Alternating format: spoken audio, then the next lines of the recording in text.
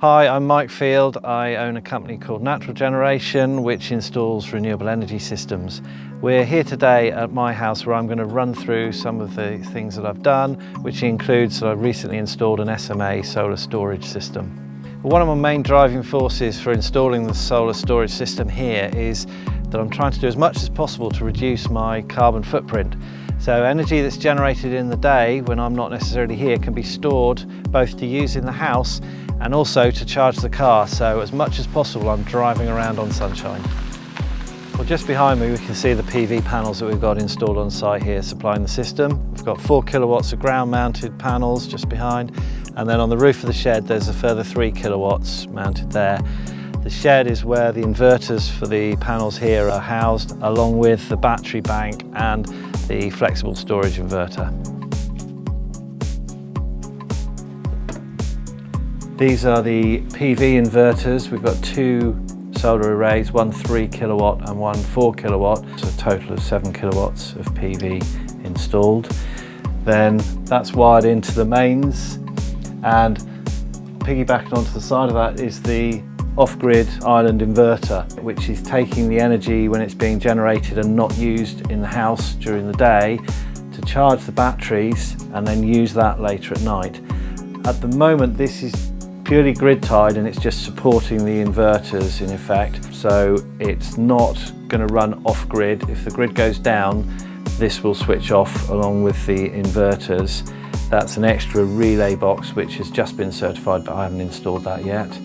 The major components of the off-grid side of the system are the 48 volt battery bank, which is in a sealed cabinet here, which is vented to the outside.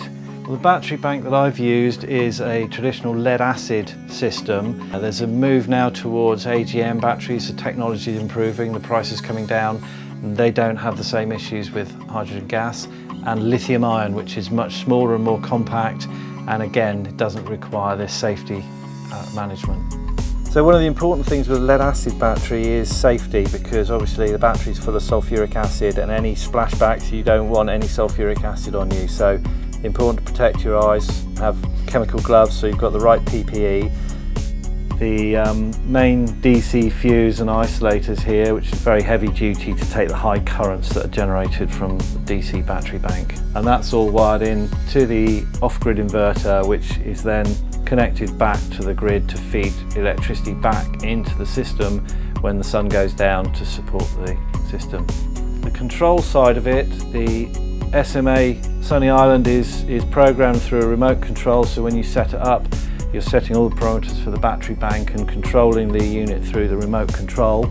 And the whole system is managed and run by the Sunny Home Manager, which is connected through the internet back to Sunny Portal, which is where you change parameters and look at your energy usage. So now we've come into the house and I can sit here with a cup of coffee and look at the energy balance and what my usage patterns are. What I'm finding, and the system's only been running for about 7 weeks, is that the difference between a very sunny day and a cloudy day is quite significant. And with having an electric car, I'm trying to minimise importing electricity as much as possible. So I'm trying to charge that during the day and the afternoons when it's sunny. We're 2 weeks into this month and I've been looking at the figures that have been coming from the system over the last fortnight. We've run the house, which is an old farmhouse, which has all the usual items of dishwasher, washing machine. Also, I've driven the electric car for 226 miles and only charged it here. And so far this month, we've generated £25 worth of electricity from the PV panels. I've only had to buy in £3.30 worth of electricity from the grid, and the battery system has made up the difference, which is another £14 worth of electricity. One of the most interesting things I've found is the behavioural change that it's made me take on. That even being involved in the industry and having PV, I've become much more aware of my energy use, especially with the electric car, and so I'm just really careful now when I charge the car and thinking, right, I'm driving around, but then I'm using this energy which maybe later on would keep the lights on in the house or run the dishwasher. The Home Manager part of the system is looking at managing the battery bank and also looking at weather forecasts for the next 2 days. So it manages the charging and discharging of the battery, looking at what sunshine is forecast, and will advise you on when it's best to use that energy.